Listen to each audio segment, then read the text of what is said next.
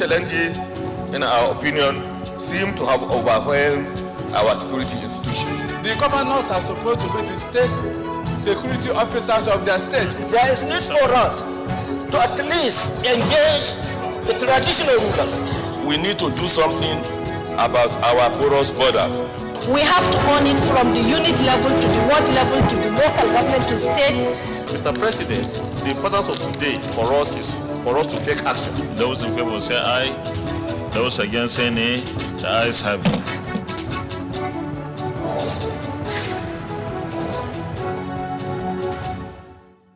Nigeria is currently among one of the countries spending the least on health.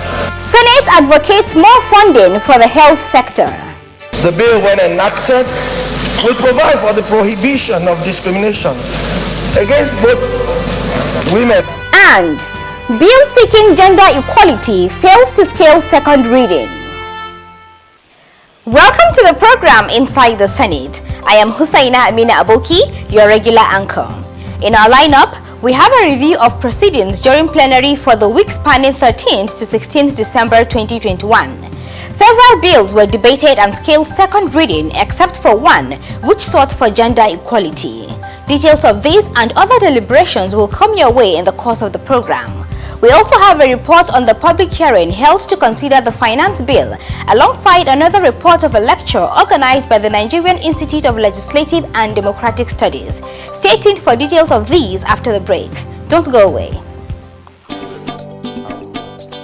The Senate to send a message to the President to reap opportunities from that. Raise a matter of urgent public importance, and we are aware that when this particular motion comes up for a longer term development, arise to second the motion. Those in favor of this prayer say aye. Those against say nay. The ayes have it.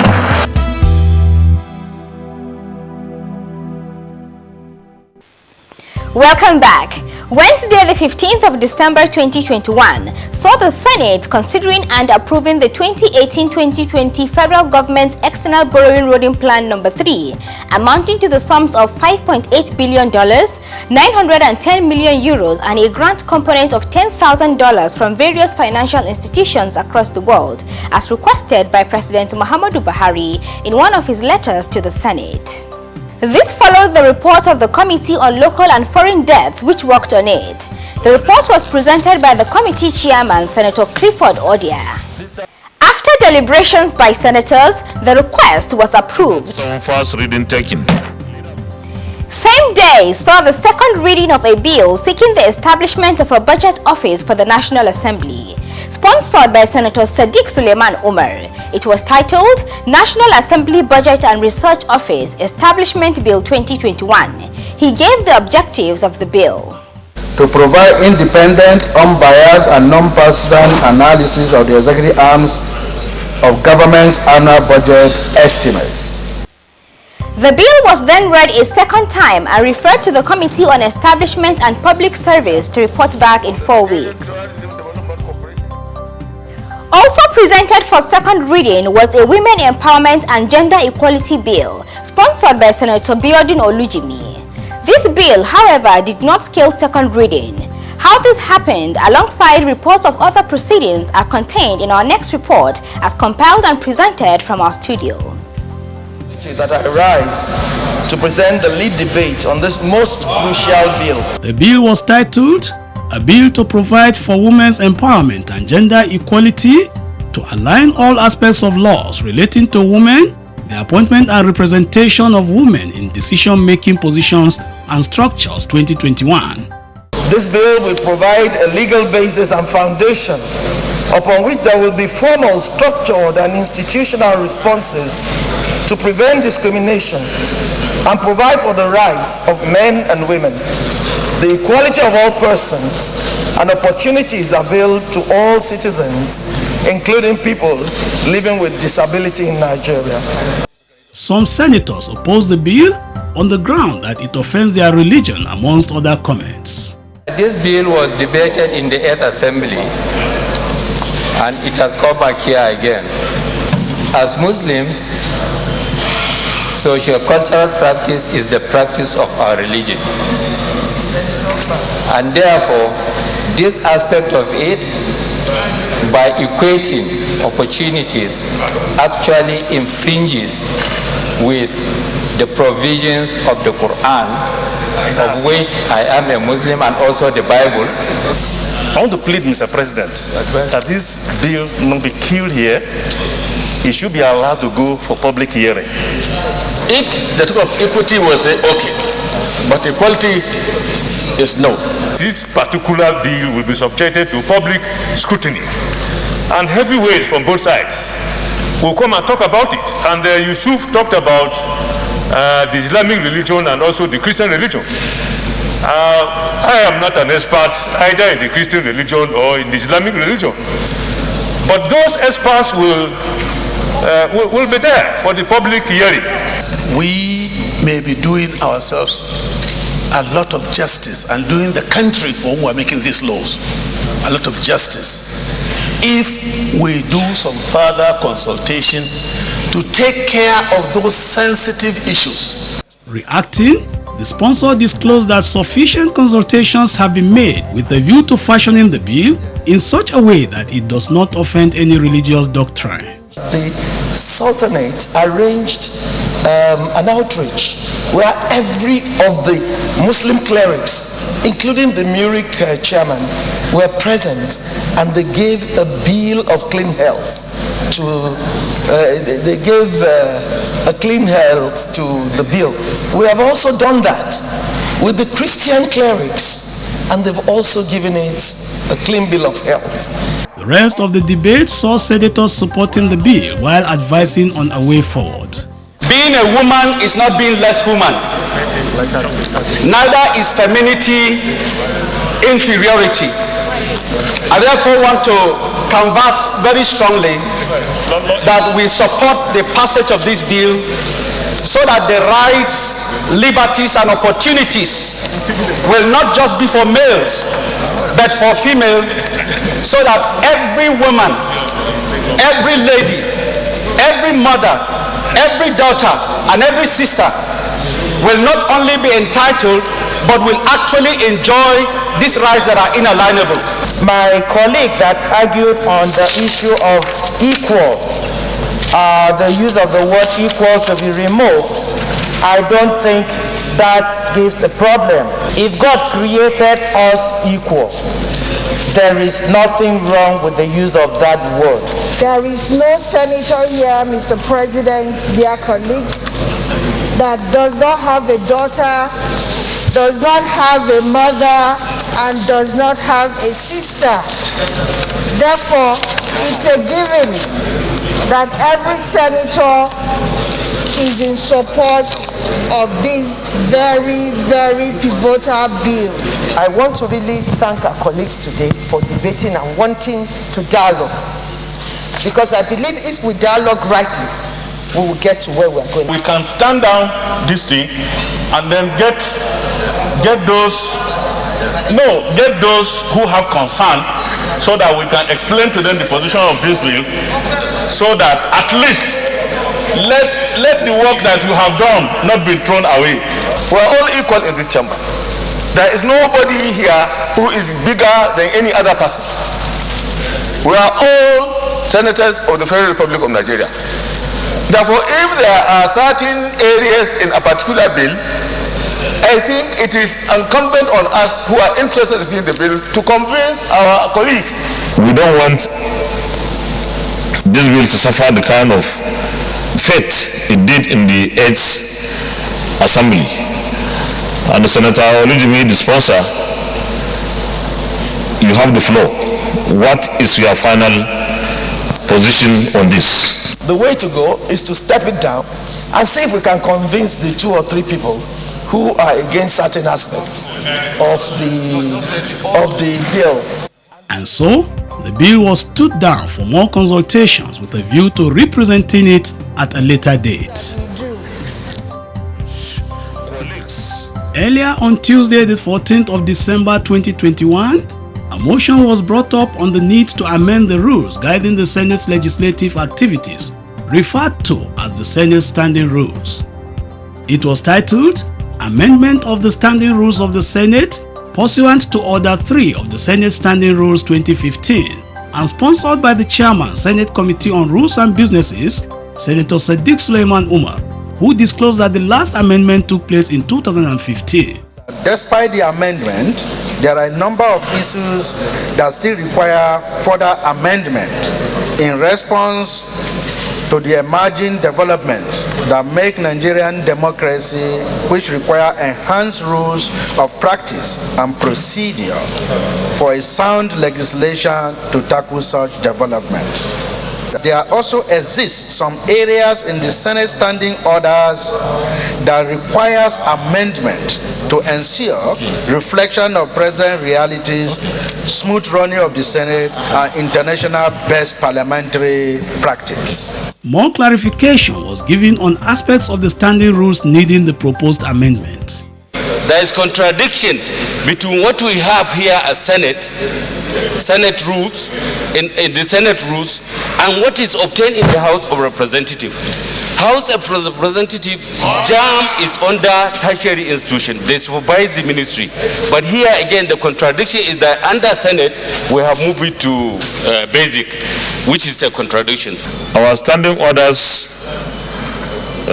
standing order of the Senate 2015, at the moment does not cover all committees' jurisdictions. Some of the committees we have in the Senate are not provided for in the standing orders as it is presently.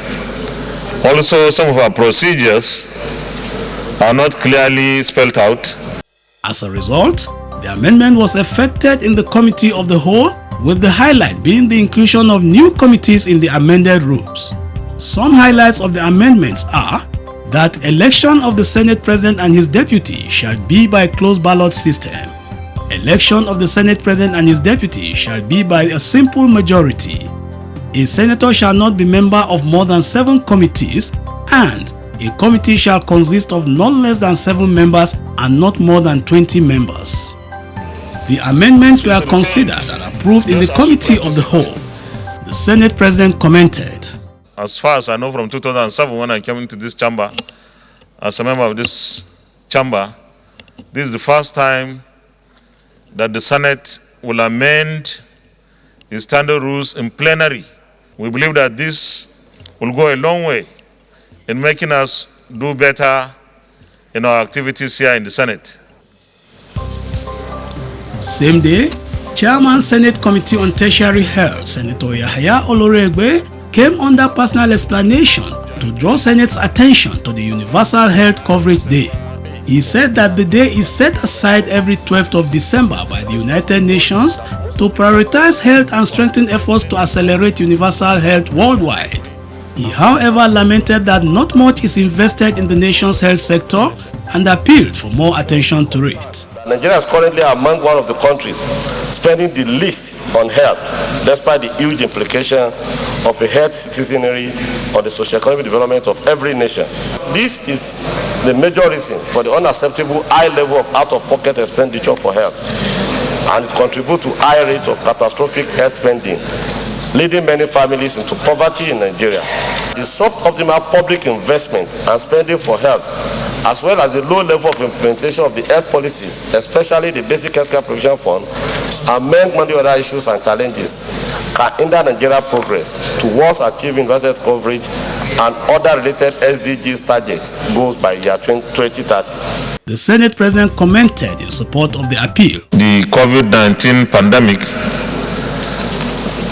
has exposed how weak our health institutions are, and this means we have to invest more and more and more in the health sector to secure the health of citizens of our country.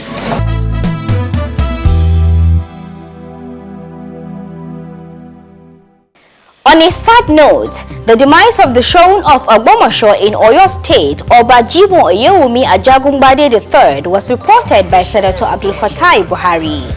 The royal father died at 95 on Sunday, the 12th of December 2021. Also, The demise of the Olowu of Owu in Abeokuta, Ogun State, Oba Olusanyo Adegboyega Dosumu Amaroro II, was reported by Senator Ibikule Amosun. He died on Sunday, the 12th of December 2021. In the same vein, the demise of a former Chief of Army Staff, Lieutenant General Muhammad Inwa Wushishi, was reported by the Deputy Senate Whip, Senator Aliyu Sabi Abdullahi. General Wushishi died on Saturday, the 5th of December 2021. In all cases, a minute silence was observed in their honor. May their souls rest in peace. Amen. That was a summary of plenary in the Senate last week. Let's take a break to open the Senate notebook. Don't go away.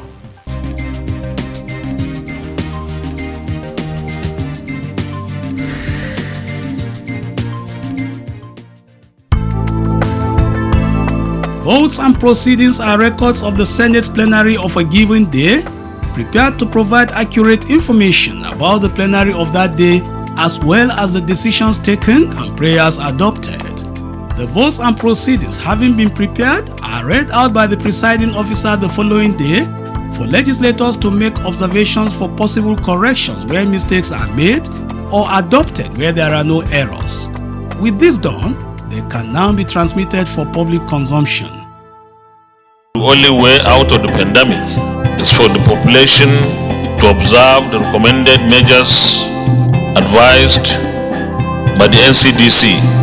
The Senate Committees on Health and Primary Health Care and Communicable Diseases will continue to engage with the Federal Ministry of Health and the Presidential Task Force on COVID-19.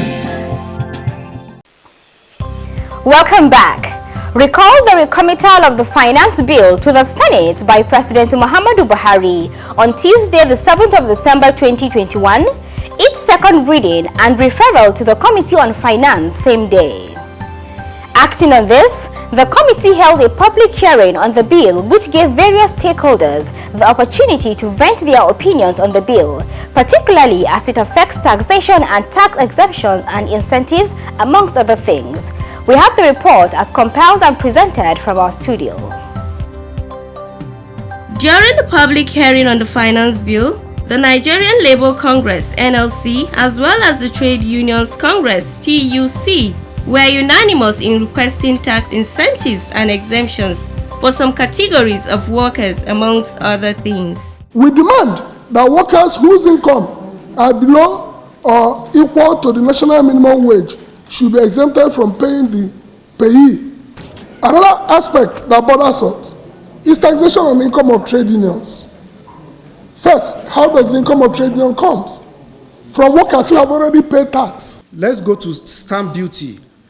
From the Trade Union Congress of Nigeria, we are proposing that the electronic money transfer levy of 50 naira to 10 naira because of multiple taxation, the levy should only affect from 50,000 naira upward.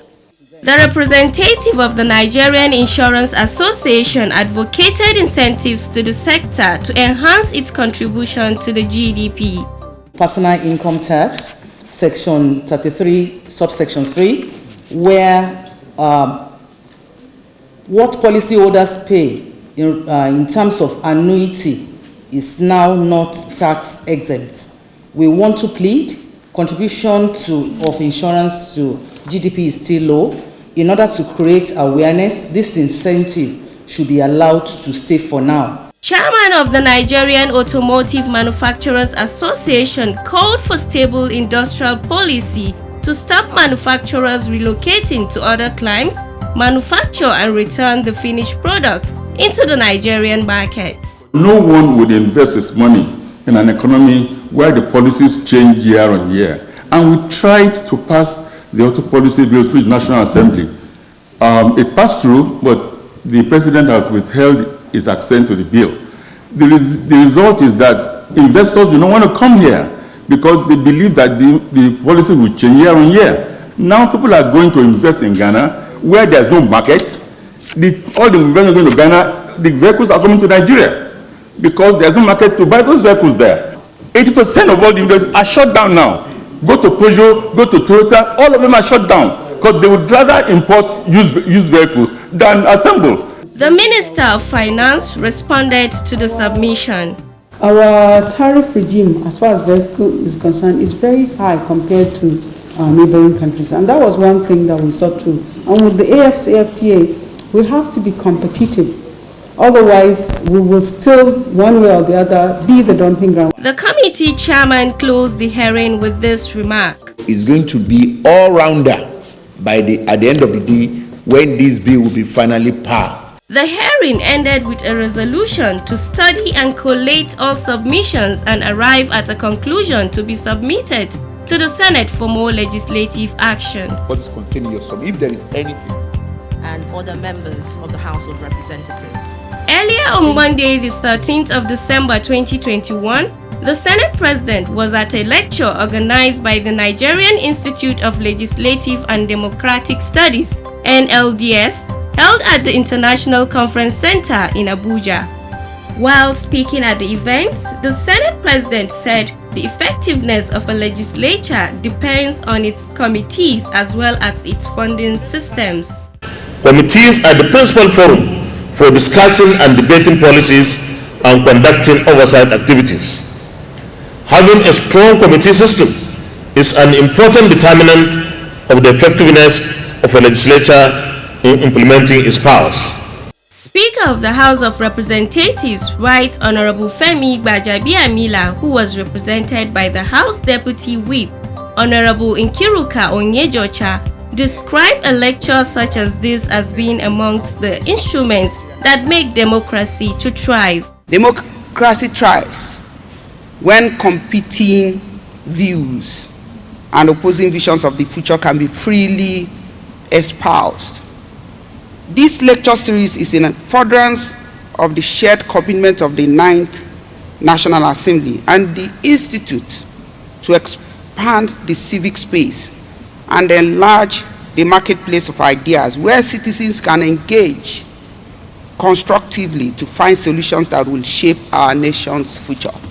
President Muhammadu Buhari, who was represented at the occasion by the Secretary to the Government of the Federation, Mr. Boss Mustafa, spoke on the impact of the COVID-19 on democracies across the world. COVID-19 pandemic has tested the fabrics of more established democracies around the world. It is on this important note that I wish to commend the leadership and members of the 9th National Assembly for their immense contribution to the promotion of democracy and good governance in Nigeria. Earlier on, the Director General of the National Institute of Legislative and Democratic Studies, NILDS, Professor Abubakar Suleiman, spoke on the activities of the institute. Since its establishment in the year 2011, the Institute has significantly contributed to institutional strengthening of both the National Assembly and State House of Assembly through provisions of technical assistance and input in various aspects of legislative work, development of template and manuals, undertaking cutting-edge research, promotions of teaching and the adoptions of good practices and engagement in critical advocacy.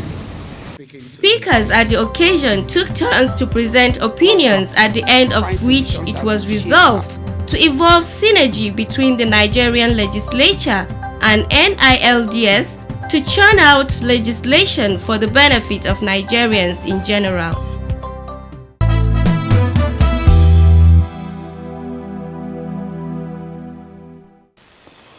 Glad to know you are still with us on Inside the Senate. To end the program, we have our profile segment. Stand by for our Senator of the Week.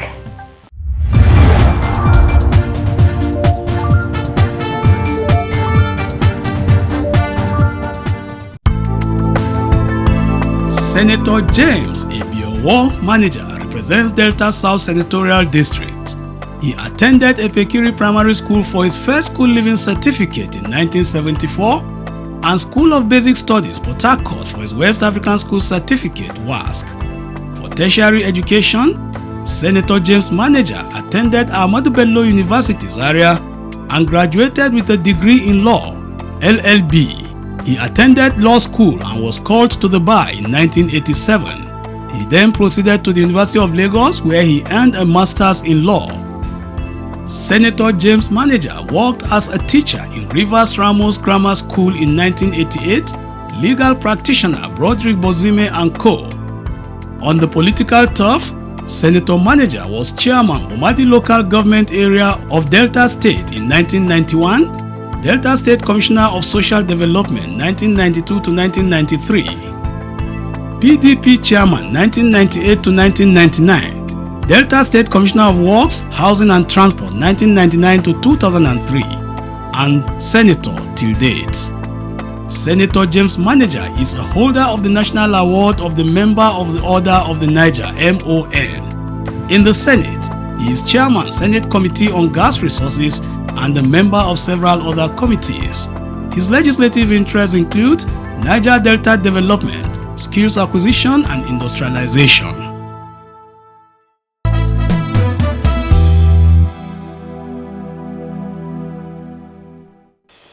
With this, we end this week's edition of Inside the Senate. Thanks for watching.